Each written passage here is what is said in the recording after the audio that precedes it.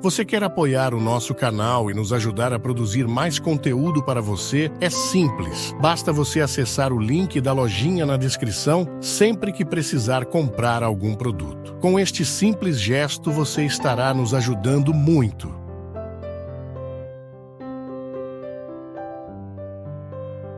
Já cansamos de dizer isso aqui, faz parte da nossa reflexão diária, que o sofrimento é inevitável na nossa vida.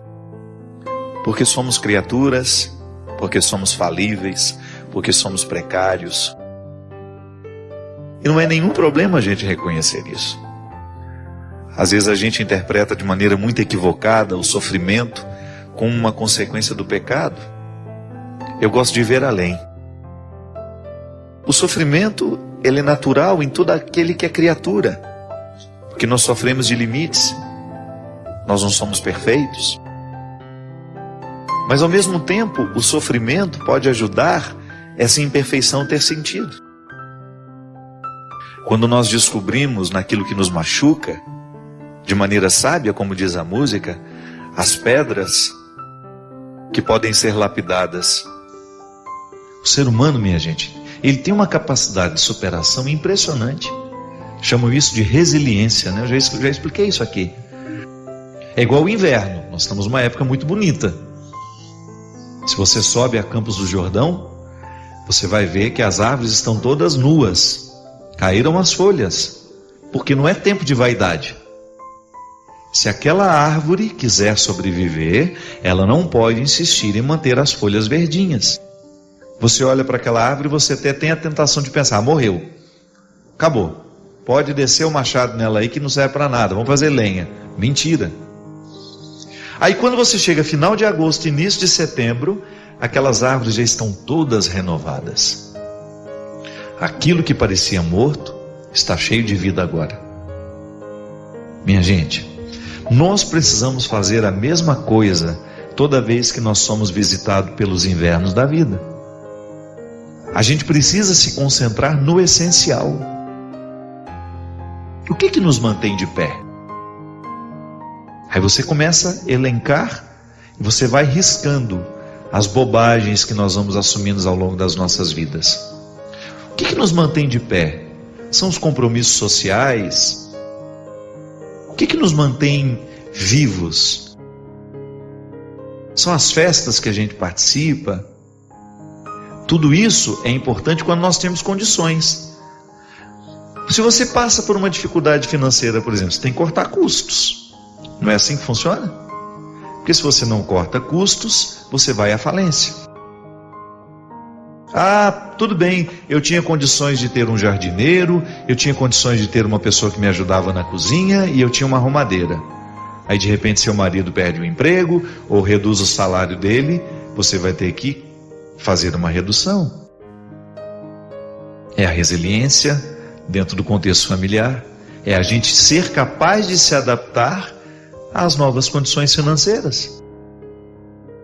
Da mesma maneira como um diamante em estado bruto, a gente pode nem reconhecê-lo, porque ele não parece ser diamante, porque ele ainda não passou pela lapidação. O diamante em estado bruto é uma pedra igual às outras. Só o olho clínico, o olho técnico identifica que ali dentro tem brilho. E por isso, o golpe duro para poder retirar os excessos. A gente é a mesma coisa. Diamantes em estados brutos que precisam ser lapidados. Diamantes que necessitam o duro golpe da lapidação, para que a gente possa fazer brilhar o que existe por dentro. Muitas situações não vão nos chegar no momento em que nós queremos. O tempo tem o seu ritmo. E aqui entra aquela questão inicial. A dimensão profética do meu batismo me denuncia. Então eu diariamente me denuncio. E isso também é profecia. Você se perguntar, você ser capaz de olhar para você Você ser capaz de olhar para o que você está vivendo e se perguntar: o que eu preciso fazer para me adaptar a isso? Para eu não sofrer além da conta, para eu ser capaz de administrar esse momento difícil com sabedoria, com dignidade. E aí, ainda que você não tenha a resposta clara diante dos seus olhos, você está com condições de prosseguir. Nem sempre a gente consegue. Encontramos todo dia pessoas que fracassam nos seus sofrimentos. Pessoas que não sabem viver a contradição da dor. Porque a dor é um território contraditório. Quando nós somos visitados por um sofrimento agudo, é como se a coerência do mundo fosse embora. É como se a gente não tivesse condições de ajuntar as peças do mosaico que somos, ou dar significado a cada parte.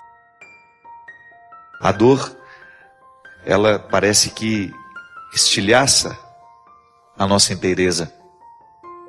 Porque às vezes a gente, por causa da dor que sente, a gente toma decisões precipitadas. Eu mesmo acompanhei um caso de uma senhora que perdeu o marido e o filho num acidente, e ela já aos 50 e poucos anos, queria de toda maneira adotar uma criança, imediatamente à morte, à perda daqueles entes queridos. É claro que não é sábio fazer um negócio desse. A opção por adotar uma criança não pode ser uma maneira de fugir da minha dor. Porque quando uma pessoa que nós amamos é retirada do nosso meio, o nosso mundo perde a coerência. Mas essa perda pode ser temporária. Quando pela força da ressurreição nós começamos a resgatar a memória daquele que nós amamos e que nos deixou, e trazemos essa pessoa para o nosso dia a dia de outra forma, que não é mais física, não é mais material. É impressionante, minha gente, como é dom de Deus em nós a resiliência. A vida é assim mesmo, nós somos criaturas, nós adoecemos, nós morremos, e é claro que esse é um alento. Eu sei que é um conforto para o coração da gente pensar: Deus me tirou. O que Ele dá, tudo que nasce um dia morre. É claro que a gente não gostaria que morresse tão cedo, a gente gostaria que todo mundo morresse velhinho, doente na cama em casa, né?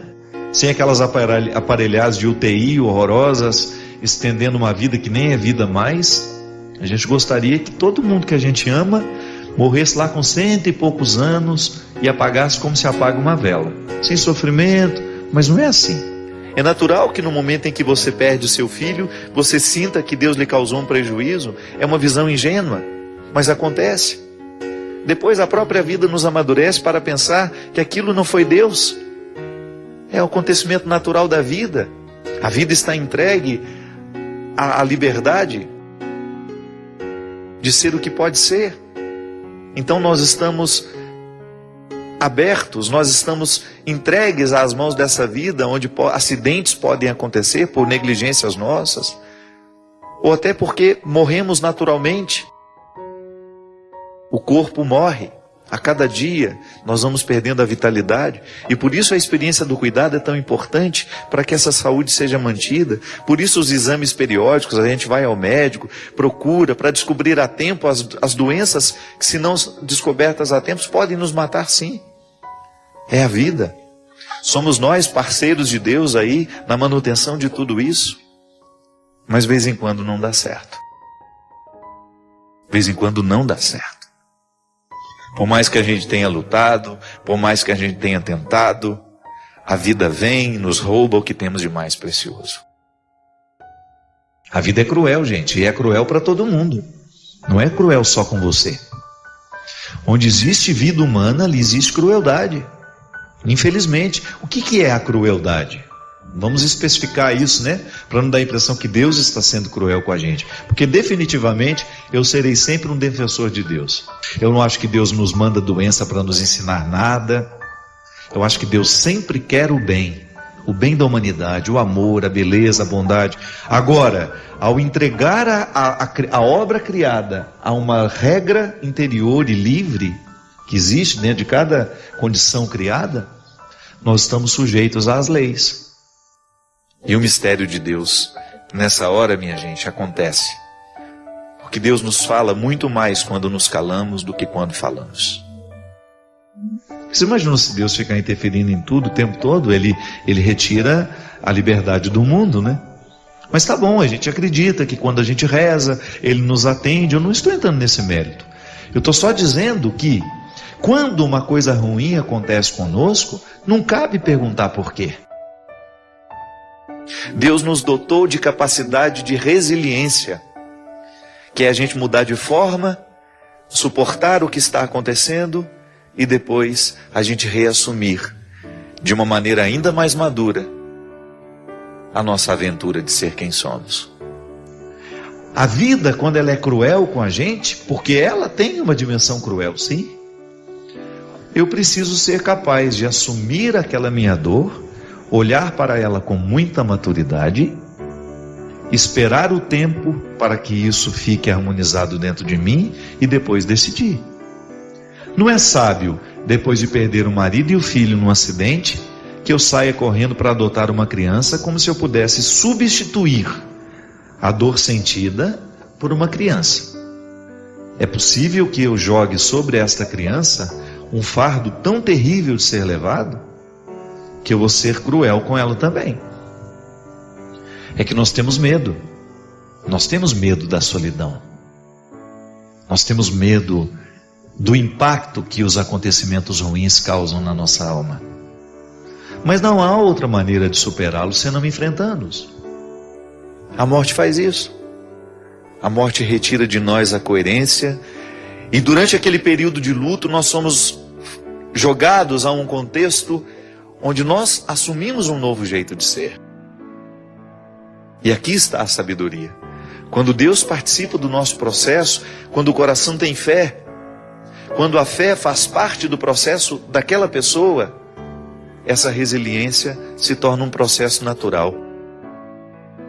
E ainda que a gente fique revoltado, que a gente fique chateado, e é natural que seja assim, porque nós somos precários, é natural que sentimentos mesquinhos também aconteçam no coração de pessoas boas, só não é natural que ele prevaleça.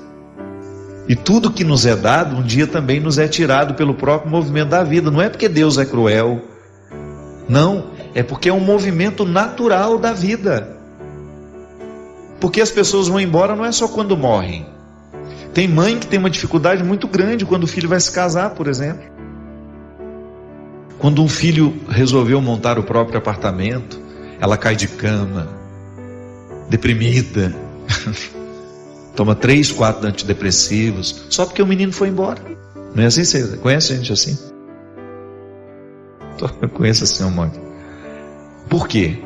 Estão com medo de viver a adaptação de um novo tempo, de olhar para aquela casa e ver que não tem todos mais aqueles filhos correndo para lá e para cá, mas que você pode descobrir dentro de você situações que você ainda não pôde viver porque a casa estava cheia de gente. Aí você começa a se beneficiar com a casa vazia. Não é tão ruim assim. Ah, padre, você fala isso porque não é com você. Eu sei. Mas eu também experimento a minha solidão. Eu sei como é positiva essa solidão quando bem administrada. Às vezes a nossa visão prática é a maneira que nós temos de ser cruéis e justificados pelo bom senso. Não é assim? Não é assim que muitas vezes nós somos cruéis com o outro? Quando, amparados no nosso bom senso, nós nos sentimos de ter o direito de ter uma visão prática. Pode observar na sua vida. Você pode até estar muito satisfeito com tudo que você alcançou, mas isso não é o suficiente para lhe manter em pé. Sua alma carece de mais conquistas. E não importa que você esteja com 80 anos, a gente nunca deixa de conquistar. Há sempre alguma coisa que mereça o nosso empenho. Ainda que possa parecer pequeno, é empenho. Vale a pena ir buscar. Ainda que eu já esteja no fim da minha vida, eu nunca quero deixar de buscar. Porque é essa busca que nos mantém vivos. Recruta dentro do seu coração a resposta que não nos vem facilmente. É a resposta que a própria vida vai nos dando. A gente não pode se iludir. Muitas perguntas que a gente faz ao outro, não é o outro que vai nos responder. É o próprio movimento da vida, minha gente. É a vida que nos responde. Quantas coisas eu quis que os outros me dissessem e os outros não eram capazes de me responder naquele momento, e eu fui me adaptando a não ter respostas e fui convivendo com a minha não resposta, e de repente tudo estava respondido dentro de mim sem que alguém abrisse a boca. Por quê? A minha resiliência, a minha capacidade de me adaptar àquela situação foi o instrumental, foi o trem por onde me chegou a resposta. A resposta viaja para chegar até nós. E qual é o trem, qual é o veículo por onde a resposta viaja? O próprio tempo. Espere o tempo de Deus para você, sabe? Espere essa dor se acomodar dentro do seu coração. Nós passamos tanto tempo rezando, às vezes nós passamos tanto tempo fazendo sacrifícios, jejuando, fazendo isso e aquilo, gestos religiosos, vamos à missa, vamos ao culto. Toda essa luta nossa religiosa para poder um dia ter o direito de dizer que nós já temos um coração que sente pelo menos alguma coisa do que Jesus sentiu. Todo o empenho da religião, do processo religioso em nós, é para nos dar condições de dizer isso. Hoje eu consigo sentir, ainda que seja só 10% do que Jesus foi capaz de sentir.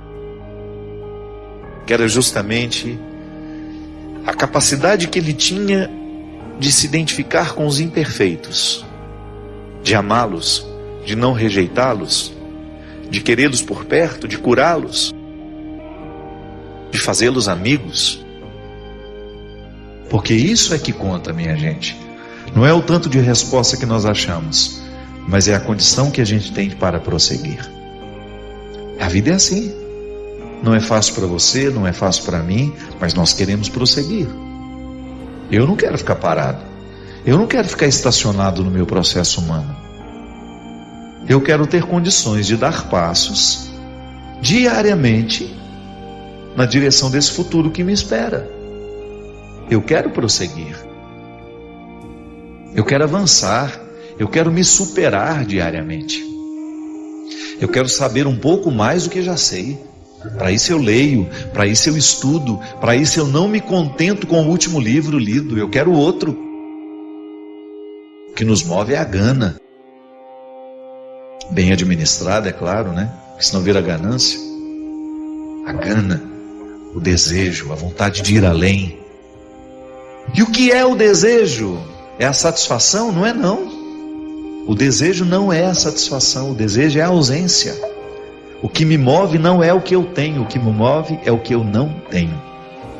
E isso é fantástico. O que nos move como pessoas não é o que nós já alcançamos, é o que ainda não temos que nos move.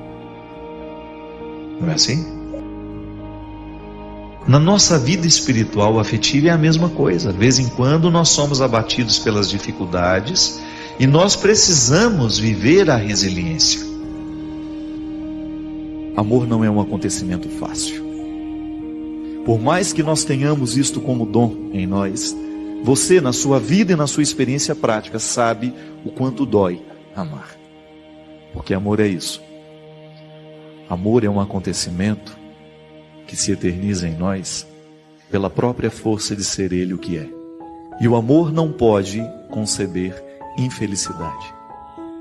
Onde há amor não pode haver infelicidade. Pode haver sofrimento, mas infelicidade não. Mas na vida nós temos duas possibilidades. Ou sofremos a dor de amar e somos felizes, ou sofremos a dor do desamor e somos infelizes a vida inteira. Por isso, Jesus subiu a um monte, certa vez, para falar aos seus amigos o grande significado da felicidade. E certamente os discípulos estavam esperando uma fórmula mágica, assim como nós escutamos o tempo todo hoje no mundo, fórmulas de felicidade que são absolutamente fáceis. Uma coisa me inquieta nessa fórmula de felicidade. Como é que você pode entender que alguém pode ser feliz chorando? Como pode ser alguém feliz no momento da fome? Como é que nós podemos fazer a reconciliação de duas realidades e descobrir nisso a felicidade? Como é que uma situação aparentemente que traz infelicidade, quando você descobre, por exemplo, a sua dor, a sua lágrima, você ter que entender que esta lágrima, esta dor, é a fonte da felicidade humana. E a beleza da vida, muitas vezes, não é naquilo que a gente consegue ver, mas é aquilo que a gente consegue ver a partir do que os olhos não podem. Só pode entender a felicidade aquele que já soube mergulhar naquilo que vem antes dela. Porque a vida humana é concreta, é no momento em que nós descobrimos que ela vai ganhando significado, que ela vai ganhando sentido, à medida em que a gente mergulha no antes, para depois conhecermos o verdadeiro depois. Só podemos falar de alegria se antes soubemos falar de tristeza. Só podemos falar de consolo se antes soubemos falar de desespero.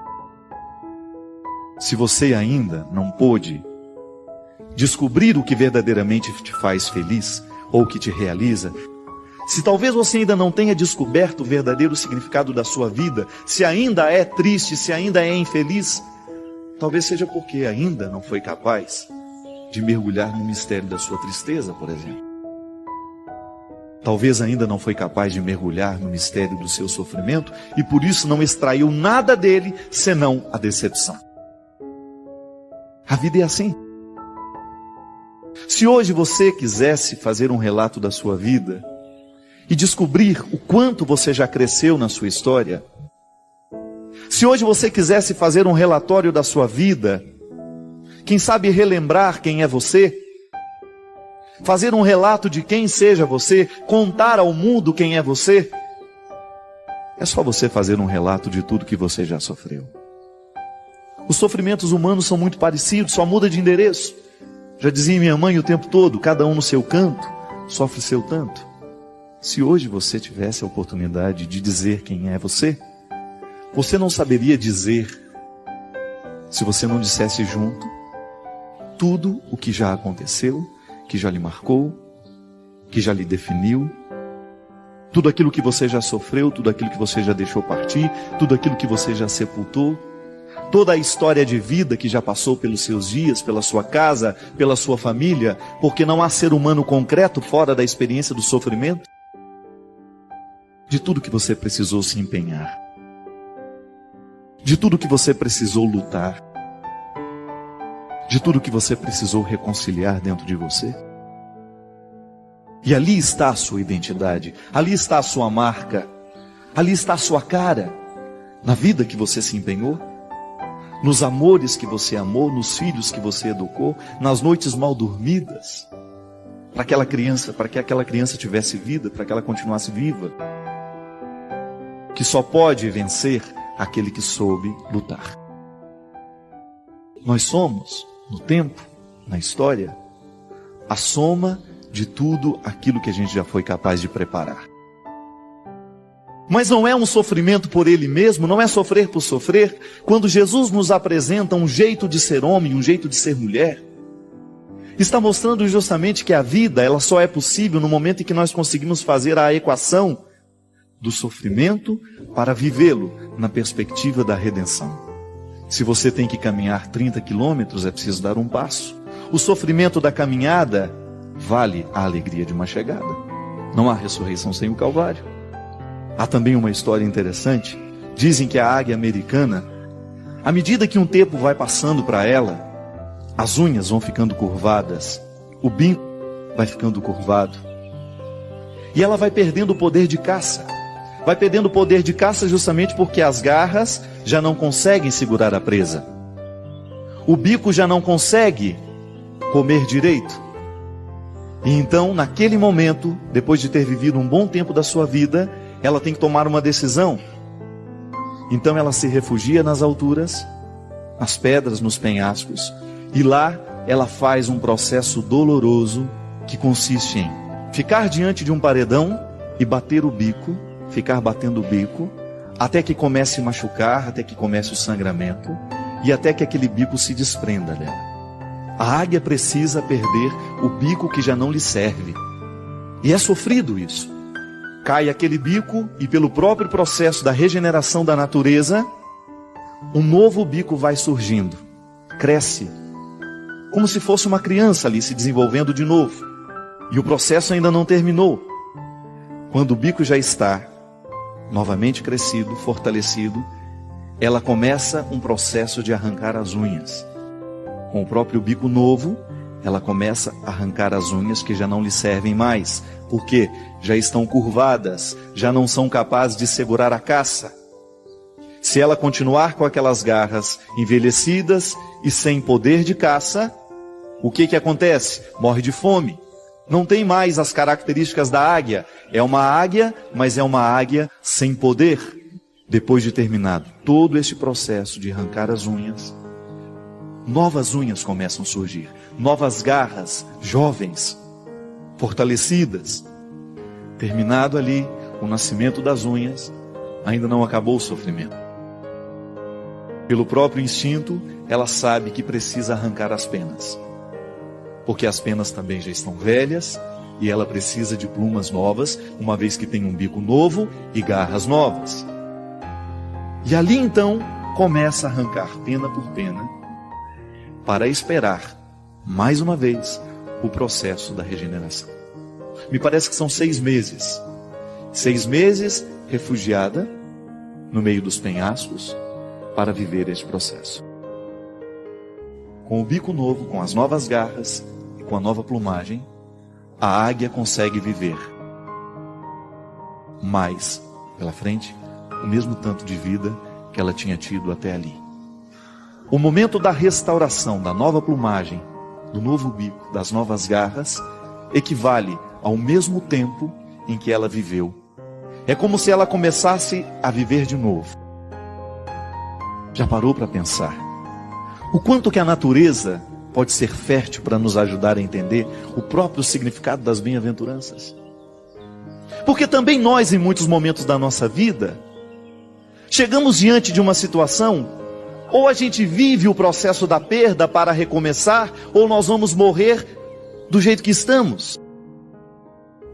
Quando nós não somos capazes de reagir diante da própria vida, quando nós vamos nos entregando aos poucos, quando daqui a pouco a gente já não percebe mais vida em nós, quando a gente se sente orgulhoso por ser águia, mas uma águia sem poder de voo.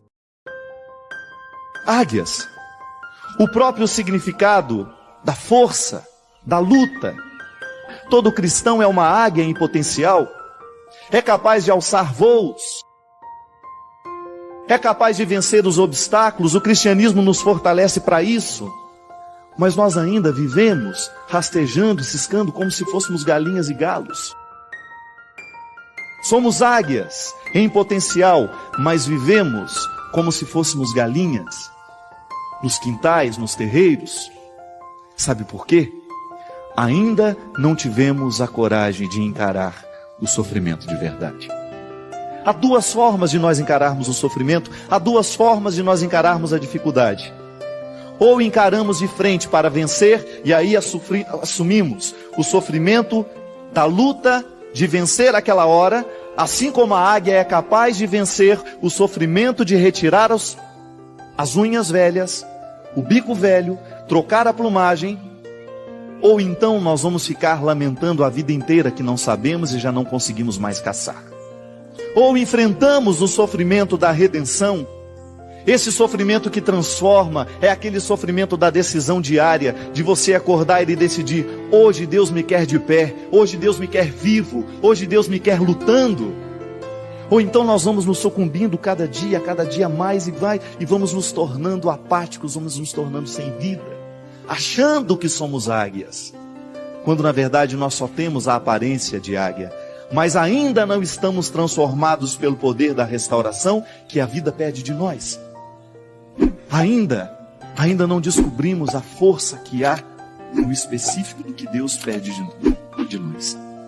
As bem-aventuranças estão aqui para demonstrar que só podemos chegar à beleza do depois se soubermos viver a renúncia, o sacrifício, a luta do agora. Você experimenta isso na sua vida? Quantos jovens hoje, por exemplo, que estão vivendo a grande dificuldade do vestibular, não passa,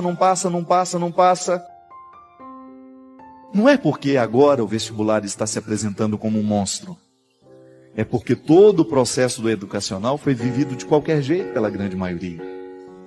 Não soube viver o sacrifício daquela hora, não soube viver o empenho daquela aula, que fará a diferença no resultado final, no momento em que ele tiver que dar respostas. O mau aluno não fica da noite para o dia. Ninguém fica alcoólatra da noite para o dia. Ninguém chega destruindo a casa da noite para o dia. É aos poucos que a gente vai deixando o empenho de lado. As famílias, as situações sociais hoje estão cada vez mais destruídas. Não é porque a gente se decidiu da noite para o dia, não. É porque a gente se decidiu aos poucos pela destruição. Quando a gente percebe que a vida vai se tornando infeliz, quando nós vamos nos tornando incapazes de viver a realização humana, que é o projeto de Deus para todos nós. Deus não quer ninguém frustrado, Deus não quer ninguém decepcionado, Deus não quer ninguém caído nas margens da sociedade, mas Deus nos quer de pé. Mas esse estar de pé necessita que no dia a dia a gente tenha esforço, a gente tenha empenho. Eu fico pensando, sabe? O grande perigo que nós temos de chegar um dia na morte sem termos realizado 50% do que nós poderíamos ter feito na vida. E você pode observar que geralmente quem tem medo de morrer são pessoas que não sabem viver. Quem tem medo de morrer geralmente não sabe viver. Porque quem vive bem, quem se empenha no que precisa se empenhar, não tem medo da morte. Faz da vida uma experiência real. Tem gente que vive ensaiando. Vive a vida como se fosse um ensaio. Amanhã eu faço. Amanhã eu perdoo.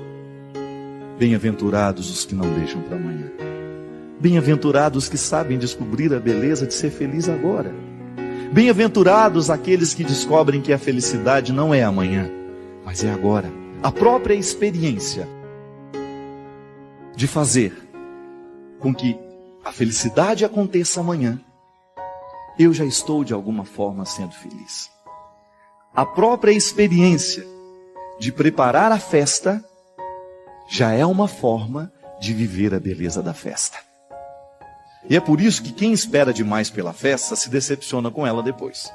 Vive o atropelo, fica só pensando no que vai ser, não está percebendo que o que está sendo já está sendo bonito, já está valendo a pena.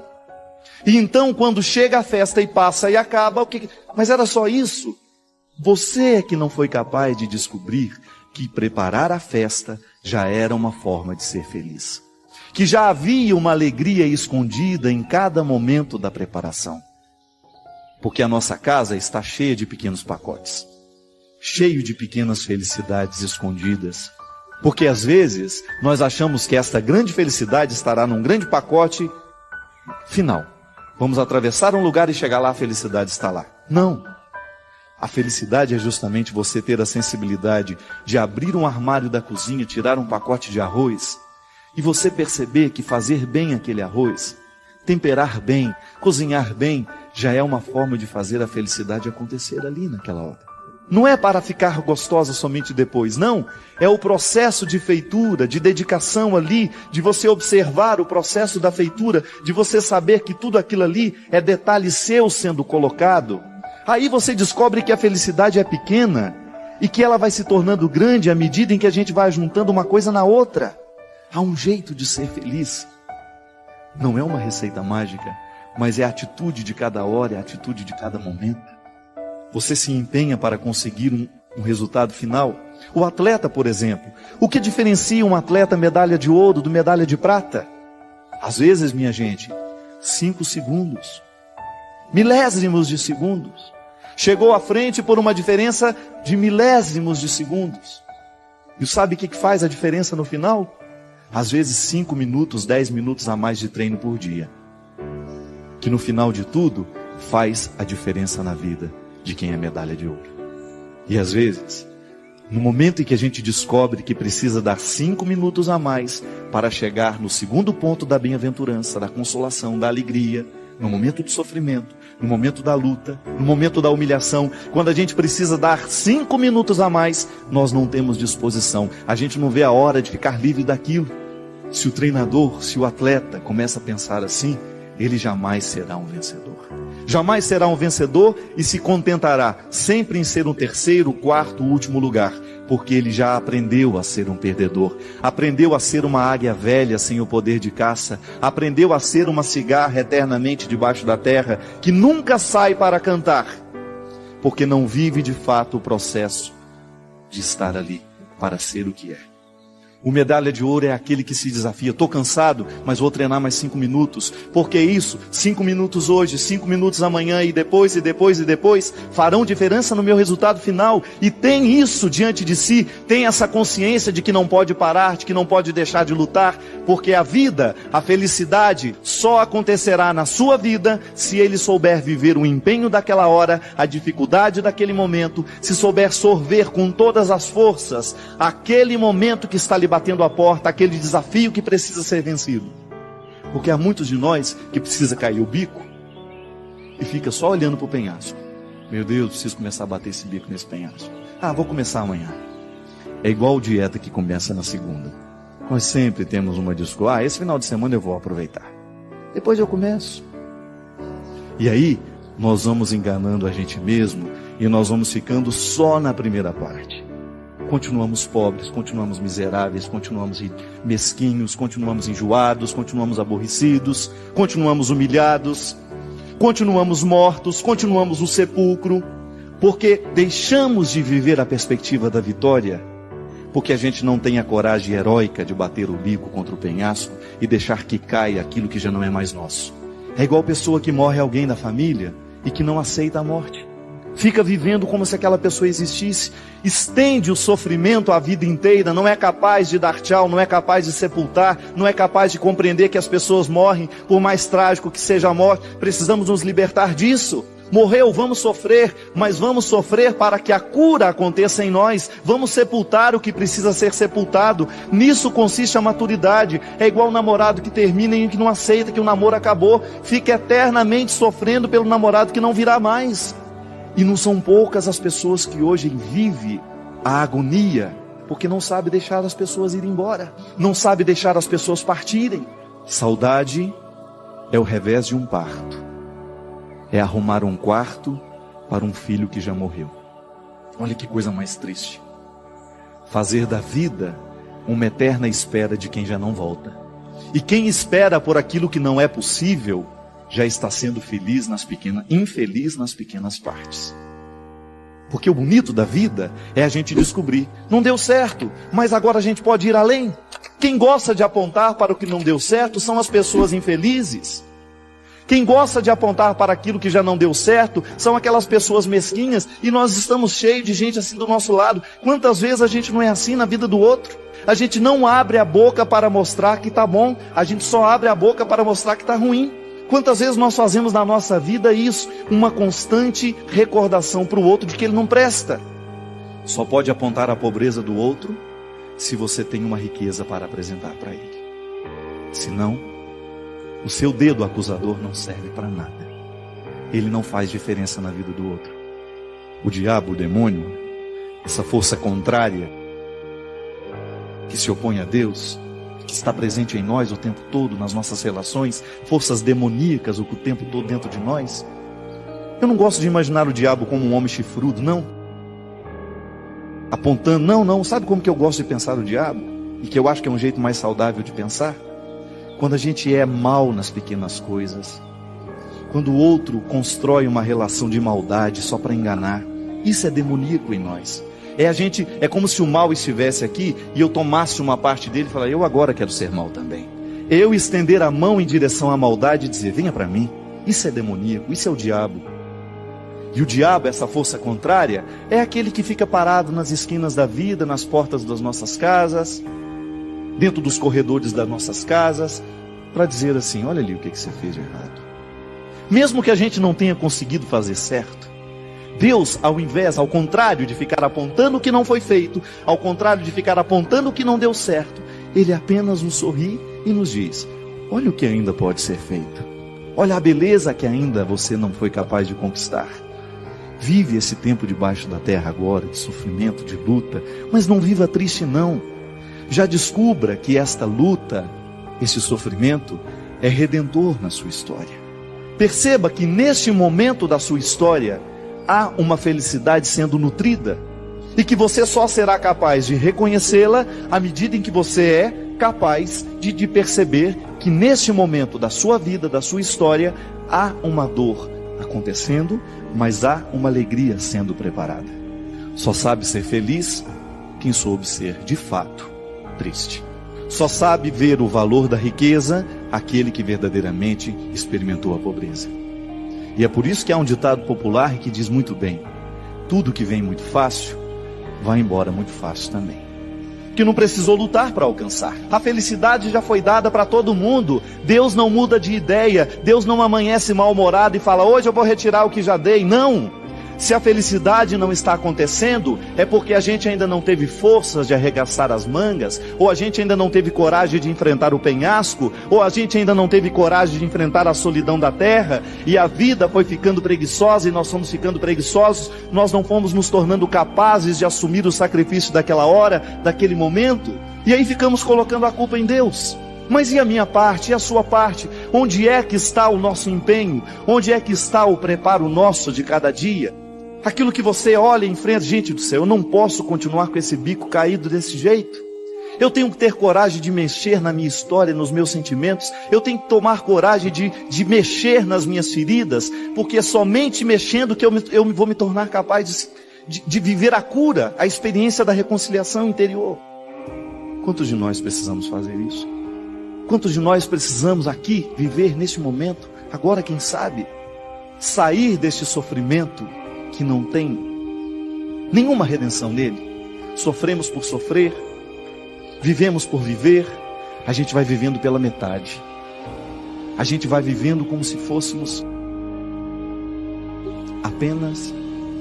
vamos fazendo da vida apenas uma experiência de metade. Dizem que na China há um rio chamado Rio Amarelo, diferente dos outros rios, porque esse rio, ele acaba antes de morrer. Mas você poderia me perguntar assim: mas padre, qual é a diferença que existe entre acabar e morrer? Não é a mesma coisa? Não. Quando a gente morre, nós na verdade entramos numa nova perspectiva de vida, não é assim que a gente acredita? Então a gente não acaba, a gente continua na eternidade. A morte é apenas um momento de transformação. A gente se transforma em outra coisa, a gente entra em outra perspectiva, a gente entra em outra realidade. E o rio morre no mar. Isto é, ele deixa de ser água doce para se misturar nas águas salgadas. Então, aquilo que era rio morre no mar, isto é, transformou-se em mar. A água não seca, ela se mistura nas outras. E o Rio Amarelo, esse rio da China, ele não tem força para chegar ao mar. Então ele não morre, ele acaba, ele vai secando, ele não tem força para ir além, ele não chega ao destino final. E veja bem você que o remanso das águas de um rio não tem outro significado senão levá-lo a morrer no seu destino final, que não é uma coisa triste. A morte não é um acontecimento desastroso para o cristão, também para o rio não é. Morrer no mar é chegar ao destino final, ao destino tão esperado. O movimento das águas não quer outra coisa senão lançá-lo para o seu destino final. Veja bem que um rio, ele só é capaz de chegar no mar à medida em que ele tem afluentes. Isso é, à medida em que ele tem outros rios que se juntam a ele, em que ele não está só, porque sozinho ele morre. Ele acaba antes de morrer. Sozinho ele não chega ao destino final. Quantos de nós também não corre o risco de ser esse rio amarelo? A própria expressão já diz, né? Lá em Minas, quando a gente não está, ixi, eu esse meio amarelo. Esse sorriso amarelo, a gente fala, né? Sem graça, sem vida. Se hoje está com um sorriso amarelo. Isso é, está um sorriso que está acabando. Ele nem começa, já acaba. Parece que só sorri por, né? Já acabou. Agora, o sorriso, quando ele é de fato, ele morre na alegria. Ele pode até terminar, mas ele não acabou. Ele morreu, isto é, transformou-se, iluminou os olhos. O sorriso de fato, o sorriso de verdade, é aquele que ilumina os seus olhos. Você percebe quando o sorriso é mentiroso, é quando ele é só na boca, aí ele é amarelo. Agora, quando o sorriso é capaz de ultrapassar os limites da boca, ele ilumina os seus olhos. E aí você nem precisa ficar com os dentes reganhados. A gente olha em você e a gente já percebe que há um sorriso nos seus olhos. Uma palavra a gente pode entender errado. Agora você nunca poderá me dizer: Padre Fábio, eu não entendi o jeito como você me olhou. Porque o olhar dispensa as palavras. Quando a gente olha, não é preciso dizer nada. Um olhar não engana. Um sorriso sim. Uma palavra sim. Não há equívoco nos olhares. E por isso, o olhar talvez seja a linguagem dos silenciosos, daqueles que não precisam dizer muito para comunicar. Você, quando olha para o seu filho, você sabe muito bem o que você está dizendo. Quando você olha para o seu filho, você consegue reconhecer nele o que ele está lhe dizendo. Um único olhar, no meio de tantas vozes que condenavam, se torna capaz de reerguer, de levantar-se. Um único olhar é capaz de reerguer alguém que está caído. Eu gostaria muito, do fundo do meu coração, que hoje esse olhar de Jesus pudesse nos encontrar também. Quem sabe para a gente ter coragem de levantar e não acabar. Quem sabe para uma nova esperança tomar conta do nosso coração, para que a gente seja capaz de esperar a morte, que é justamente o momento da nossa transformação. Porque sabendo viver, nós certamente saberemos morrer. Hoje é o tempo. Hoje é a vida. A vida não foi ontem. O que foi ontem já não tem mais poder de decisão sobre nós. Pode até nos influenciar, mas não é decisivo mais, porque já foi, já acabou. Agora, hoje é o dia de ser olhado. Hoje é o dia de descobrir que ainda tem jeito. Hoje é o dia de decidir-se. De quem sabe buscar um afluente. Se você hoje é um rio que está muito sem água, se hoje você não tem muita água para chegar no destino final, busque os afluentes. Só podemos chegar ao final se a gente tem afluentes. Se Deus está ajudando aí através de outros, se outras pessoas estão entrando na nossa história, se a gente se segura um no outro, de fato, com responsabilidade, não para apontar o que foi de errado. Há quantos filhos, há quantos casamentos acabando, feito o rio amarelo? Sabe por quê? Porque falta água para fazer levar até o final. E águas são palavras que vão nos ajudando a vencer aos poucos, que vão nos ajudando a superar os obstáculos. Águas são palavras que muitas vezes são dadas e entregues sem nenhuma frase na boca, mas com olhares que nos animam a vencer o primeiro momento da história. Bem-aventurados hoje aqueles que são capazes de buscar os seus afluentes, de buscar uma boa influência na vida, de superar este momento de dor, de superar esse momento de tristeza e de descobrir que nisso já há uma felicidade. E que hoje a vida pode ser nova para nós. Que hoje a vida pode acontecer de maneira bonita na nossa história. Porque Jesus está aqui. Jesus é a certeza de que nós ainda temos solução. Eu sei que muitas vezes a gente desiste da gente mesmo, né? Eu sei que muitas vezes a gente olha para ele e não tem jeito, não. Esse bico está caído demais. Então não tem problema. Nasce outro. É só ter coragem de arrancá-lo. É melhor ser uma águia sem bico, mas sabendo que um outro está crescendo, de que ser uma águia com um bico que é grande, mas que não serve para nada. Se tem uma coisa que é difícil na vida, é a gente experimentar a misericórdia pelo lado dos fracos. Experimentar a misericórdia pelo lado dos fortes é ótimo. É muito bom dar conselho, é muito bom dar dinheiro para quem é pobre, é muito bom ajudar quem precisa. Isso é maravilhoso, é quase uma vaidade ser misericordioso. Quero ver é a gente descobrir a graça e a alegria de ser misericórdia, de viver a misericórdia pelo lado do fraco. Quando eu tenho que assumir aqui nessa história, eu sou necessitado. É vergonhoso muitas vezes, a gente abrir o coração e dizer: hoje quem precisa de ajuda sou eu, porque eu estou acabando. As minhas garras já não servem para nada senão para machucar. Não consigo apanhar nada de bom no mundo. Eu vou e tudo que eu pego é só carniça.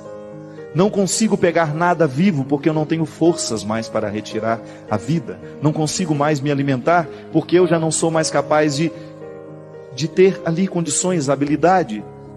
Aí a gente vive na carniça, a gente vive cultivando os mortos, a gente vive no passado, a gente vive na decepção e a gente não experimenta, não prova a beleza que há no outro lado. Sabe quando você se torna capaz de descobrir o avesso? Quando você olha um pano, fala: nossa, é engraçado, o pano do avesso ele é bonito também. Dá quase que para usar dos dois lados. Só que você precisa ver e descobrir a graça de olhar o avesso. Olhar a sua tristeza, por exemplo, do avesso. A tristeza do avesso é sempre uma alegria sendo preparada. O rompimento do avesso, precisou romper aquela relação que te fazia mal, que trazia dor, que trazia sofrimento. Você olha do avesso e você descobre: nossa, é a minha libertação. O sofrimento do rompimento é a minha libertação. Namorados e namoradas que estão aí se machucando há anos e anos e anos e não têm coragem de romper, não têm coragem de acabar. Amizades que às vezes estão nos destruindo, vícios que estão nos destruindo. Olha do avesso o sofrimento do rompimento e você descobre a sua libertação. Veja a humilhação pelo lado do avesso e você descobre a virtude. E aí sim, a gente vai se tornando sábios, porque a gente descobre que há um jeito diferente de enxergar o mundo. Há um jeito diferente de ver aquela mesma história, só que agora com os óculos de Jesus. Antes era desesperador, agora não, porque a gente olha com os óculos de Jesus. Antes era impossível amar aquela pessoa e agora, emprestando o coração de Jesus, se torna mais fácil. Antes era impossível perdoar, mas agora, emprestando o coração de Jesus, se torna mais fácil. Porque o coração de Jesus vai me mexendo, vai me transformando e eu vou me tornando diferente. Porque a transformação vai chegando em mim. Está enxergando mal? Não está sabendo ver a alegria na tristeza? Não está sabendo ver a vitória no treino, no sofrimento daqueles 5 minutos? Peça a Deus os óculos dele. Mas eu te achava tão feio antes.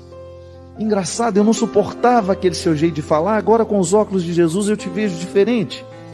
Eu te via com tanto preconceito, meu Deus do céu. Eu te achava um homem vulgar.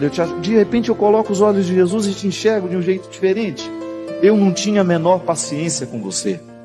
E agora, com os óculos de Jesus, eu te vejo de um jeito tão diferente. Parece que mudou. E às vezes está do mesmo jeito. O que mudou foi o seu jeito de enxergar.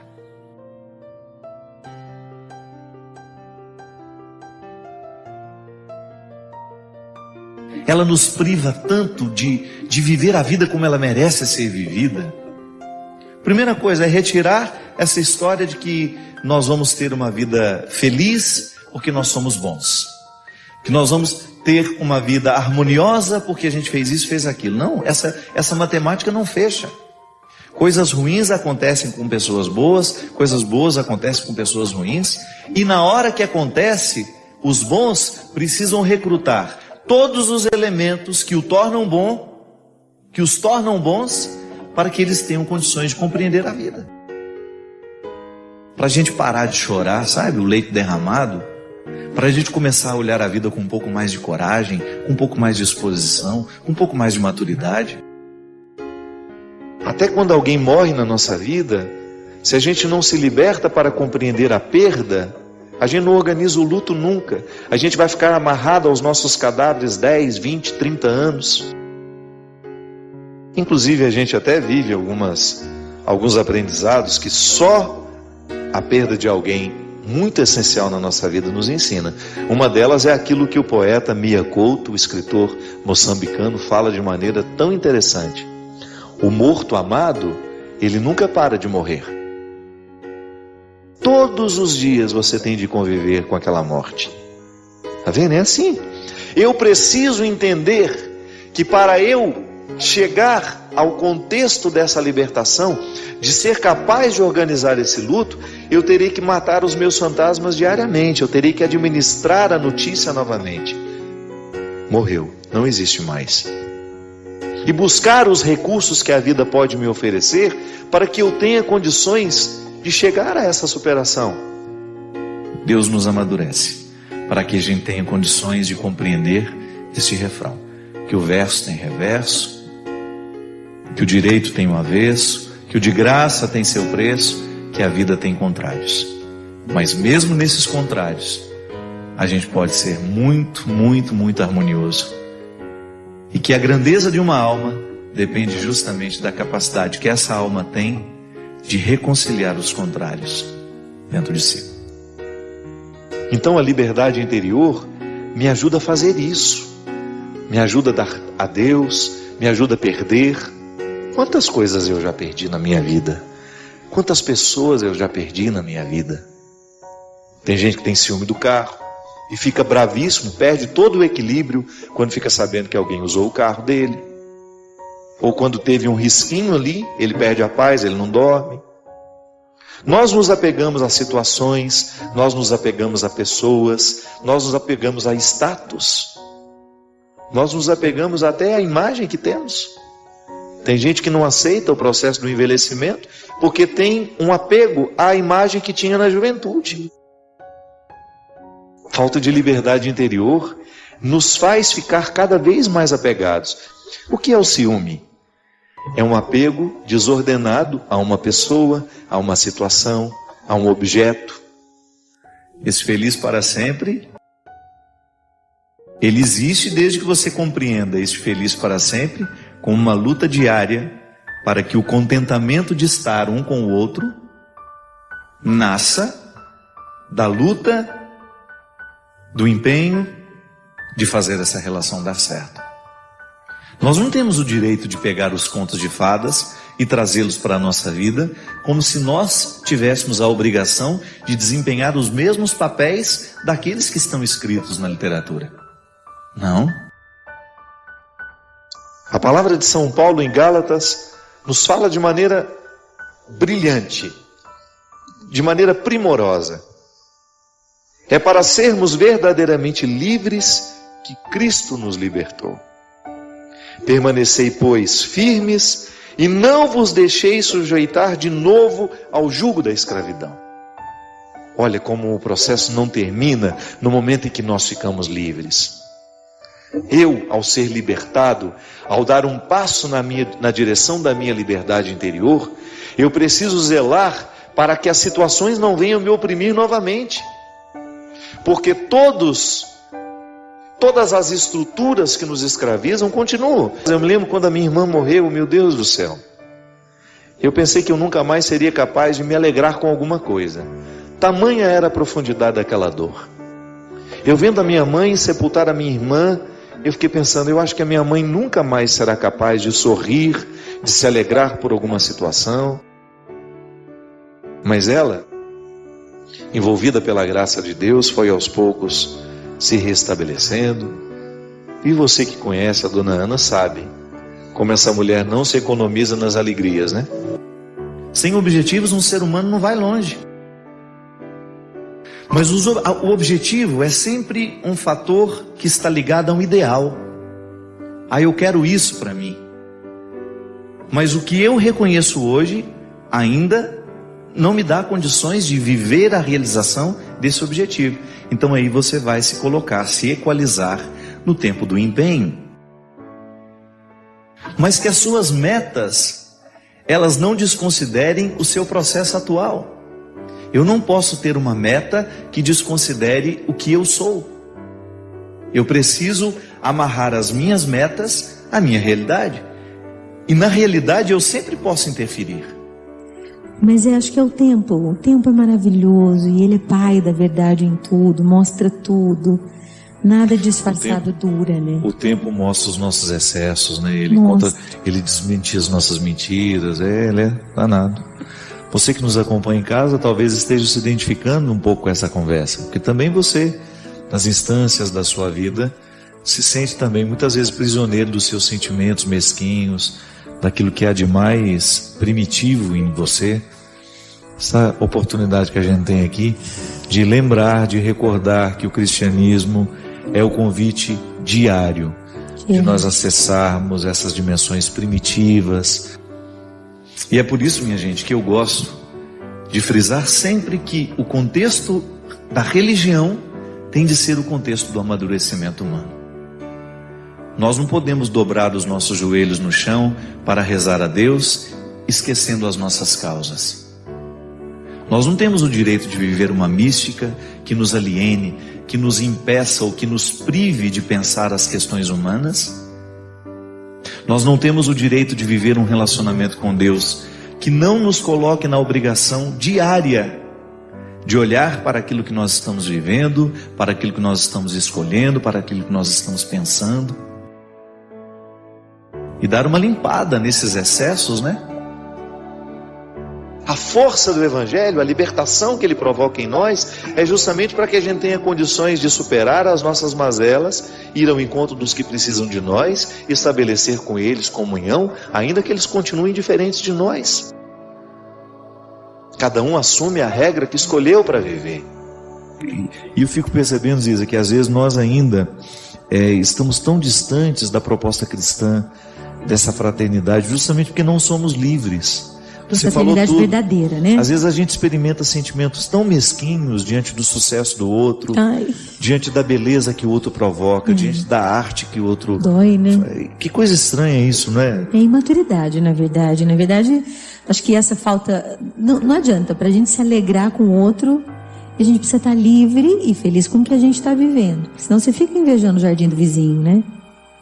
Inevitável. Inevitável. E se alegrar com o outro é bom, só que é leve. Só acontece se for verdadeiro. E a gente dá na cara, né? Vê na cara. Mas se de vez em quando alguém não nos retira desse senso comum e nos apresenta uma maneira nova de interpretar a realidade, a gente corre o risco de ficar acorrentado nas mesquinharias, né, do senso comum. Pensar diferente, pensar alto. Não era a proposta de Jesus? Ele não mudava a cabeça de quem ele encontrava para melhor, né? Ele fazia com que aquelas pessoas saíssem de um contexto antigo de interpretação de si mesmo, do outro, do amigo, da política, da religião, e fazia com que aquela pessoa avançasse aqui pela cabeça. O coração só muda depois que a cabeça pensou diferente. E é tão importante, minha gente, você sentir que você não está estagnado. Nós vivemos num tempo de tantas escravidões, as escravidões do preconceito. Meu Deus do céu, às vezes nós assistimos a um debate político e as pessoas se atacam de maneira, meu Pai de misericórdia, e você fica pensando, você vê o desrespeito de um ser humano pelo outro, você vê o tempo todo, você assiste a um noticiário e você fica percebendo a crueldade sendo cada vez mais presente entre nós. Por quê? Porque falta uma mentalidade que nos liberte. Falta uma mentalidade que nos dê condições de olhar para o outro com um pouco mais de amor, de olhar para o outro que vive a sexualidade diferente de nós, que fez opções diferentes de nós, e a gente ser capaz de ter um respeito por aquela pessoa, de não tratá-la com descrédito, como se ela fosse um ser humano de segunda grandeza. Hoje é aquele momento em que Jesus diz que se você quiser vir, você terá que abrir mão dos seus contextos para descobrir o contexto dele. Se traga você, e a partir do momento que você se apresenta a ele, ele vai fazer uma grande obra na sua vida. Às vezes nós resgatamos o instinto tribal para poder nos justificar dos medos que a gente sente, das inseguranças que a gente carrega. Dá vergonha de admitir, eu sou ciumenta, eu sou insegura às vezes, eu tenho medo às vezes. A gente tem vergonha de dizer pra gente mesmo quem a gente é. E eu, de verdade, acredito e experimento muito que a misericórdia de Deus é um espaço maravilhoso para viver. É grande, sabe? É um lugar onde você entra e dá para respirar em paz e dizer: Jesus, olha que tipinho eu ando sendo aqui. Vamos conversar nós dois. Quero ser assim não, né? Ser livre é um projeto que nunca termina, né? Nós nunca estamos totalmente libertos. A antropologia cristã, ela nos ensina que a nossa liberdade interior precisa ser libertada diariamente. Porque é um dom. É um dom que me pede uma tarefa.